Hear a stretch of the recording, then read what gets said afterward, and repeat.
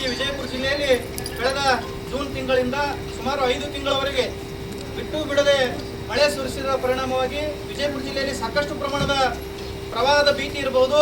ಅದೇ ರೀತಿಯಾಗಿ ದೋಣಿ ನದಿಯ ಪ್ರವಾಹದಿಂದ ಅನೇಕ ರೈತರು ಕೂಡ ನಷ್ಟ ಈಡಾಗಿರುವಂಥದ್ದು ಕೂಡ ಇದೆ.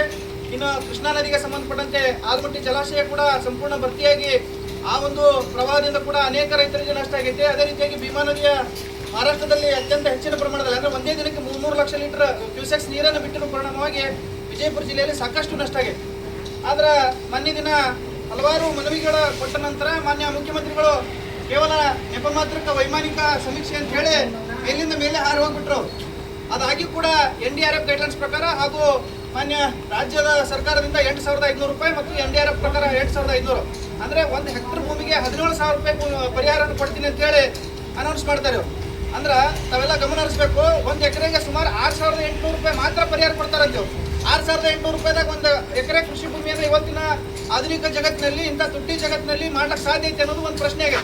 ಅದಕ್ಕೆ ನಾವು ಇವತ್ತಿನ ದಿನ ಕರ್ನಾಟಕ ರಾಜ್ಯ ರೈತ ಸಂಘ ಹಾಗೂ ಹಸಿರು ಸೇನೆ ವತಿಯಿಂದ ವಿಜಯಪುರ ಜಿಲ್ಲೆಯ 13 ತಾಲೂಕುಗಳಲ್ಲಿ ಈ ಒಂದು ಮನವಿಯನ್ನು ಸಲ್ಲಿಸುವ ಮುಖಾಂತರ ತಹಸೀಲ್ದಾರ್ ಮುಖಾಂತರ ಜಿಲ್ಲಾಡಳಿತಕ್ಕೆ ಇರ್ಬೋದು, ಅದೇ ರೀತಿಯಾಗಿ ರಾಜ್ಯ ಸರ್ಕಾರಕ್ಕೂ ಕೂಡ ಮನವಿಯನ್ನು ಸಲ್ಲಿಸಿ ಒಣ ಬೇಸಾಯಕ್ಕೆ ನೀವು ಪ್ರತಿ ಎಕರೆಗೆ 50,000 ರೂಪಾಯಿ ಕೊಡಬೇಕಂತೇಳಿ ನಾವು ಆಗ್ರಹ ಮಾಡ್ತಾ ಇದ್ದೀವಿ. ಅದೇ ರೀತಿಯಾಗಿ ನೀರಾವರಿ ಭೂಮಿಗೆ 1 ಲಕ್ಷ ರೂಪಾಯಿ ಪರಿಹಾರವನ್ನು ಕೊಡಬೇಕು.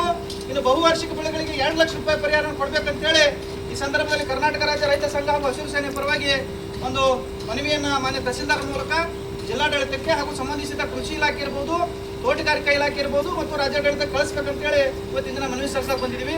ಇನ್ನು ಅದೇ ರೀತಿಯಾಗಿ ಮೇಡಮ್ ಅವರೇ, ಒಂದು ಪ್ರಶ್ನೆ ಏನಪ್ಪ ಅಂತಂದ್ರೆ ಕೇವಲ ನೆಪ ಮಾತ್ರಕ್ಕೆ ಜಂಟಿ ಸಮೀಕ್ಷೆ ಮಾಡಲಾಗಿದೆ ಅಂತ ಹೇಳಿ ಈಗಾಗಲೇ ನಮ್ಮ ಹಲವಾರು ರೈತರು ಕೂಡ ಆರೋಪ ಮಾಡ್ತಾ ಇದ್ದಾರೆ. ಯಾಕಂತಂದ್ರೆ ತಾವು ನಿಮ್ಗೆ ಯಾವ ಕಂಪ್ಲೇಂಟ್ ಬಂದಾವ ಅಷ್ಟೇ ನೀವು ಮಾಡಿರುವಂಥದ್ದು ಕೂಡ ಇದೆ. ನಮ್ಮ ಎಲ್ಲ ಈ ತಾಳಿಕೋಟೆ ತಾಲೂಕಿಗೆ ಸಂಬಂಧಪಟ್ಟಂತೆ 40-50 ಹಳ್ಳಿಗಳಲ್ಲಿ ತಾವು ಎಲ್ಲಿ ಕೂಡ ಗ್ರಾಮದ ಒಳಗೆ ಹೋಗಿ ಯಾವ ರೈತರಿಗೆ ಅನ್ಯಾಯ ಆಗೈತಿ, ಎಲ್ಲಿ ನಷ್ಟ ಆಗ್ಯದ ಅಂತ ನೀವು ಎಲ್ಲಿ ಕೂಡ ಎನ್ಕ್ವೈರಿ ಮಾಡಿಲ್ಲ.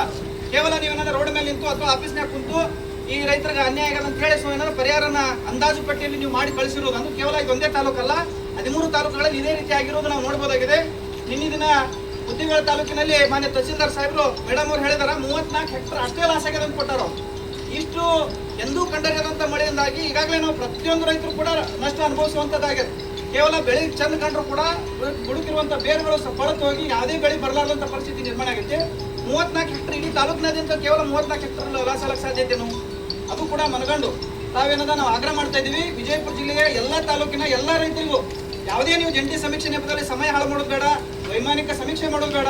ಒಟ್ಟಾರೆಯಾಗಿ ಒಣ ಬೇಸಾಯಕ್ಕೆ 50,000 ರೂಪಾಯಿ ಕೊಡ್ರಿ, ನೀರಾವರಿ ಭೂಮಿಗೆ 1 ಲಕ್ಷ ಕೊಡ್ರಿ ಅಂತ ಹೇಳಿ ನಾವೇನದ ಅದೇ ರೀತಿ ಬಹುವಾರ್ಷಿಕ ಬೆಳೆಗಳಿಗೆ 2 ಲಕ್ಷ ರೂಪಾಯಿ ಪರಿಹಾರ ಕೊಡ್ರಿ ಅಂತ ಹೇಳಿ ಆಗ್ರಹ ಮಾಡ್ತಾ ಇದ್ದೀವಿ.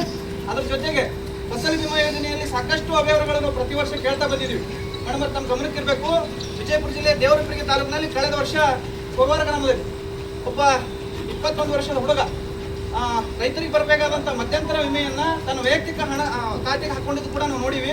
ಅದ್ರ ವಿರುದ್ಧ ಮಾನ್ಯ ಜಿಲ್ಲಾಡಳಿತ ದೊಡ್ಡ ಮಟ್ಟದ ಹೋರಾಟ ಮಾಡಿ ಅವನ ವಿರುದ್ಧ ಕಠಿಣ ಶಿಕ್ಷೆ ಆಗ್ಬೇಕಂತ ಹೇಳಿ ಮತ್ತು ಅದರಲ್ಲಿ ಯಾರ್ಯಾರು ಶಾಮೀಲಾಗ್ಯಾರ ಎಲ್ಲ ಅಧಿಕಾರಿಗಳನ್ನ ವಜಾ ಮಾಡ್ಬೇಕಂತ ಕೂಡ ನಾವು ಆಗ್ರಹ ಮಾಡಿದೆವು. ಯಾಕಂತಂದ್ರೆ ನಮ್ಮ ರೈತರು ಈಗಾಗಲೇ ಸಾಕಷ್ಟು ನಷ್ಟದಲ್ಲಿ ಇದ್ದಿರುವಂಥ ಸಂದರ್ಭದಲ್ಲಿ ಮಾನ್ಯ ಪ್ರಧಾನಮಂತ್ರಿಯವರ ಕನಸಿನ ಯೋಜನೆ ಫಸಲ್ ಬಿಮಾ ಯೋಜನೆ ಅಂದ್ರೆ ಇಂಥ ತುರ್ತು ಪರಿಸ್ಥಿತಿಯಲ್ಲಿ ಅಂದ್ರೆ ಅನಿವಾರ್ಯ ಕಾರಣಗಳಿಂದ ನಾವು ನಷ್ಟ ಆಯ್ತು ಅಂತಂದ್ರೆ ಅವಾಗಾದ್ರೂ ಪರಿಹಾರ ಸಿಗ್ಲಿ ಅಂತೇಳಿ ನಾವೇನದ ಏನೋ ಒಂದು ಭರವಸೆ ಇಟ್ಕೊಂಡು ಸಾಲ ಸೂಲ ಮಾಡಿ ಆ ವಿಮೆಯನ್ನು ತುಂಬಿರ್ತೇವೆ. ಆದ್ರೆ ಈ ರೀತಿ ನಡಬರ್ಕ ಏನು ಮಧ್ಯವರ್ತಿಗಳು ಇರ್ತಾರ, ಕಿಡಿಗೇಡಿಗಳು ಇರ್ತಾರ, ಅವರೆಲ್ಲರ ಒಂದು ಊಟಾಟಿಕೆಯಿಂದ ಮತ್ತು ಅವ್ರು ಮಾಡಿರುವಂಥ ಮೋಸದಿಂದ ಈ ಯಾವ ರೈತರಿಗೂ ಕೂಡ ಫಸಲ್ ವಿಮೆಯಲ್ಲಿ ನಂಬಿಕೆ ಇರಲಾರ್ದಂಥದ್ದಾಗಿದೆ. ಅದಕ್ಕೆ ಈ ರೀತಿ ಆಗ್ಬಾರ್ದು. ಮೊನ್ನೆ ದಿನ ಗೋಲಗೇರಿ ಗ್ರಾಮ ಪಂಚಾಯತಿಯಲ್ಲಿ ಕಡೆಗೆ 5 ಕೋಟಿ ರೂಪಾಯಿ ಬಂದ್ರೆ ಮೇಡಮ್, ಇಡೀ ಜಿಲ್ಲೆಯಲ್ಲಿ ಯಾವ ಗ್ರಾಮ ಪಂಚಾಯತಿಗೆ 5 ಕೋಟಿ ರೂಪಾಯಿ ಬಂದಿಲ್ಲ. ಅಲ್ಲಿ 5 ಕೋಟಿ ಹೆಂಗೆ ಬಂತು ಅದು ಕೂಡ ತನಿಖೆ ಆಗಬೇಕು. ಅದಕ್ಕೆ ವಿಜಯಪುರ ಜಿಲ್ಲೆಯಲ್ಲಿ ಈಗ ಮೊನ್ನೆ ದಿನ ಬೆಕ್ನಾಳ ಗ್ರಾಮದಲ್ಲಿ ಬಿಟ್ಟಿದ್ರು ಅವರು ಕಳೆದ ವರ್ಷ. ಯಾಕ್ರಿ ಅಧ್ಯಕ್ಷರು ಬಂದ್ರೆ ಅವರು ಫಸಲ್ ಬಿಮಾ ಯೋಜನೆ ಸಂಪೂರ್ಣವಾಗಿ ಗೊಡ್ಗುಣಿಕೆ ಮತ್ತು ಬೆಕ್ನಾಳ ಗ್ರಾಮವನ್ನು ಬಿಟ್ಟಿದ್ರು. ಅಲ್ಲಿ ಏನೋ ಏಜೆಂಟ್ ಇದ್ದಾವ ಬಂದಂತ ಸಂದರ್ಭದಲ್ಲಿ ಅವ್ರು ಕಟ್ಟಿ ಹಾಕಿ ನಮ್ಗೆ ರೈತರಿಗೆ ನಿಜವಾದ ನ್ಯಾಯ ಕೊಡುತ್ತೆ ನಾನು ಬಿಡೋಗಿಲ್ಲ ಅಂತ ಹೇಳಿ ಎಲ್ಲ ರೈತರು ಕುಂತ್ಕೊಳ್ಳುವಂತ ಸಂದರ್ಭದಲ್ಲಿ ಬರಲಿಲ್ಲ. ಹಿಂಗಾಗಿ ಆ ಪೂರಾ ಬೆಕ್ನಾಳ ಗ್ರಾಮ ಪಂಚಾಯತಿಗೆ 1 ರೂಪಾಯಿ ಕೂಡ ದುಡ್ಡು ಬಂದಿಲ್ಲ. ಈ ರೀತಿ ಮೋಸ ಆಯ್ತಪ್ಪ ಅಂತಂದ್ರೆ ಸರ್ಕಾರದ ಮೇಲೆ ರೈತರು ಯಾವ ರೀತಿ ಭರವಸೆ ಮಾಡಬೇಕು ಅಲ್ಲಿ ಬೀರ್ಸದಾರ ಅಂತ ಅರ್ಥ. ಅದಕ್ಕೆ ಆಗ್ಬಾರ್ದು.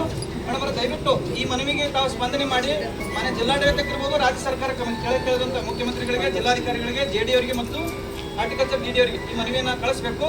ಆದಷ್ಟು ಬೇಗನೆ ನೀವೇನಾದ ಇಲ್ಲಿ ಜಂಟಿ ಸಮೀಕ್ಷೆ ಮಾಡಿರಿ. ದಯವಿಟ್ಟು ನಿಮ್ಗೆ ಕಳಕಳಿ ವಿನಂತಿ ಏನಪ್ಪಾ ಅಂತಂದ್ರೆ ಎಲ್ಲ ರೈತರನ್ನು ಮನಗಂಡು ಯಾವುದೇ ಭೇದ ಭಾವ ಮಾಡದೆ, ಬಡವರು ಶ್ರೀಮಂತರಂತೆ ನೀವು ಯಾವುದೇ ರಾಜಕೀಯ ಒತ್ತಡಕ್ಕೆ ಒಳಗಾಗದೆ ಎಲ್ಲ ರೈತರಿಗೂ ಕೂಡ ಪ್ರತಿ ಎಕರೆಗೆ 50,000 ರೂಪಾಯಿ ಪರಿಹಾರ ಕೊಡ್ರಿ ಅಂತ ಹೇಳಿ ಆಗ್ರಹ ಮಾಡ್ತಾ ಇದ್ದೀವಿ.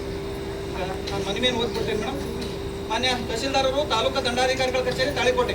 ವಿಷಯ: ಇತ್ತೀಚೆಗೆ ಸುರಿದ ಮಳೆ ಹಾಗೂ ಪ್ರವಾಹದಿಂದ ನಷ್ಟಗೊಂಡಿರುವಂತಹ ತಾಳಿಕೋಟೆ ತಾಲೂಕಿನ ಸಮಸ್ತ ರೈತ ಬಾಂಧವರಿಗೆ ಬೆಳೆ ನಷ್ಟ ಪರಿಹಾರ ಹಾಗೂ ವಿಮೆಯನ್ನು ಶೀಘ್ರವೇ ಮಂಜೂರು ಮಾಡುವ ಕುರಿತು ಮಾನ್ಯರೇ, ಮೇಲ್ಕಾಣಿಸಿದ ವಿಷಯಕ್ಕೆ ಸಂಬಂಧಿಸಿದಂತೆ 2025 ಮತ್ತು 26ನೇ ಸಾಲಿನಲ್ಲಿ ವಿಜಯಪುರ ಜಿಲ್ಲೆಯಲ್ಲಿ ಹಿಂದೆಂದೂ ಕಾಣದಂತ ಮಳೆ ಉಂಟಾಗಿ ಭೀಮಾ, ಕೃಷ್ಣಾ ಹಾಗೂ ಡೋಣಿ ನದಿಯ ಪ್ರವಾಹದಿಂದ ಸಂಪೂರ್ಣ ಬೆಳೆಗಳು ಹಾಳಾಗಿವೆ. ಎಲ್ಲ ರೈತರು ಕೃಷಿಗಾಗಿ ಹಾಕಿರುವ ಖರ್ಚು ಸಹ ಬಾರದೆ ಸಾಲದ ಸುಳಿಯಲ್ಲಿ ಸಿಲುಕಿಕೊಂಡಿದ್ದಾರೆ. ಈ ಪ್ರವಾಹದ ಕೇವಲ ಬೆಳೆ ಮಾತ್ರ ನಷ್ಟವಾಗದೆ ಅನೇಕ ಮನೆಗಳು ಬಿದ್ದಿದ್ದಾವೆ, ಮಠ ಮನೆಗಳು ಬಿದ್ದಿವೆ, ದನಕರಗಳು ಕೂಡ ಕೊಚ್ಚಿ ಹೋಗಿರುವ ಉದಾಹರಣೆಗಳಿವೆ.